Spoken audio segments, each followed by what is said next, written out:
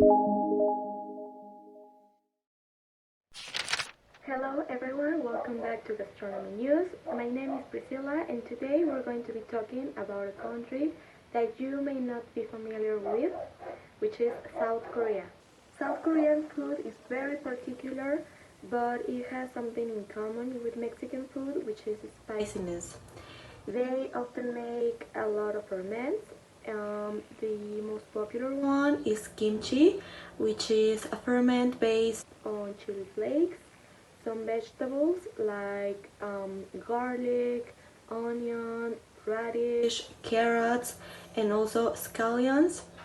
And the base is a Chinese cabbage, which is called napa, or in Japanese they call it kabetsu, I think. So it's a very particular flavor, a little bit spicy, a little bit of umami, and you can make it in a lot of different ways, and you can change the cabbage for only green onions, for example. You can make also white kimchi, and there is just this like big whole world of kimchi which you can make, and there are millions and millions and millions of recipes, and every family makes it different, and every family has their own traditions. So basically kimchi is just like a side dish, or it can be like the main ingredient in some types of food. For example, we have some kimchi jjigae. Jjigae is a type of stew. So kimchi jjigae basically has a base which is kimchi, and you can add to it some broth, you can add some meats, some vegetables like maybe mushrooms, maybe some kind of pork, which can be thinly sliced. You can add some tofu, some green onions. Basically, you can add everything you want. Thank you very much, Priscilla, and beautiful people, welcome. Today, I'm going to talk to you about gochugaru and gochujang. Starting up with gochugaru, which is a staple spice in Korean cuisine. Consists of chili peppers that have been dehydrated. Gochu translates as chili pepper and garu means powder. The best peppers for gochugaru are those that have been classified as tanjancho or sun-dried.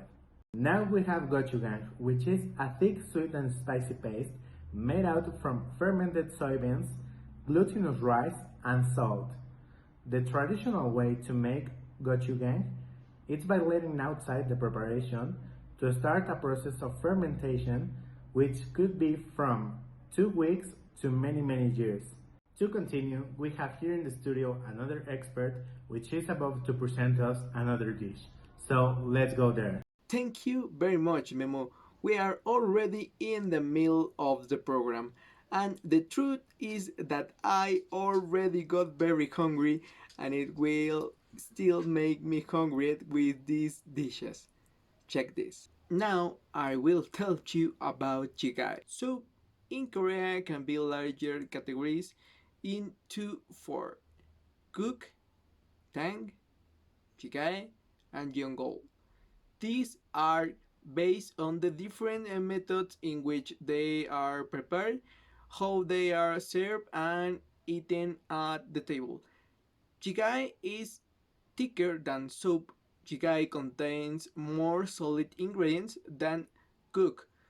The ratio of liquid to solid ingredients is around 4 or 6. It is common practice for families to share a pot of jigae.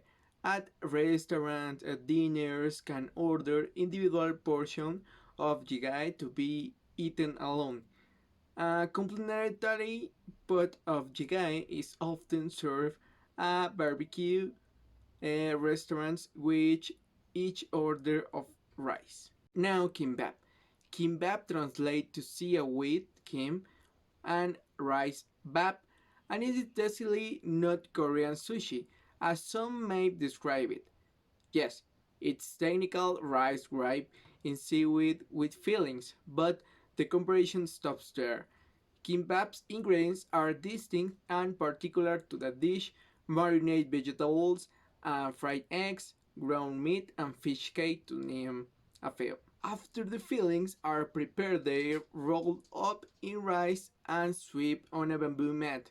The whole process is an art, rolling the kimbap evenly and tightly, avoiding building or tearing, and using the right ratio of rice to fillings. Finished kimbap are cut in two, revealing a festive and colorful crust section. And finally, we go with Aylin to show us the next dishes. The Korean kitchen definitely wishes much and there is very white rice. So the japsi is one of the most prominent dishes in Korea.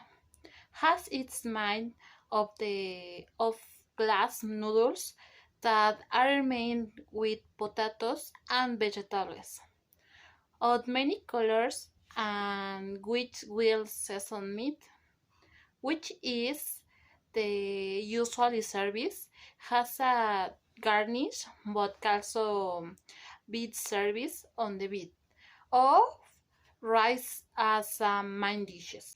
And nowhere are going another of the dishes that is in personal riches.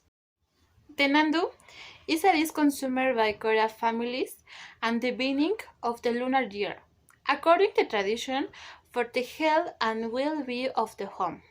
This dish is made of a very thick dough, filled with vegetables and meat, which make it a practical nutritional back to go. The truth is that really drawn me. On the here with me information of the day, and we return to the forum with Priscilla. Thank you so much for tuning in. Make sure you go to our Facebook page so you can tell us which country you want us to talk next. I hope you liked this episode of South Korean cuisine, which personally is my favorite. So this is made with a lot of love. And that's all. Thank you so much and see you next time. Bye.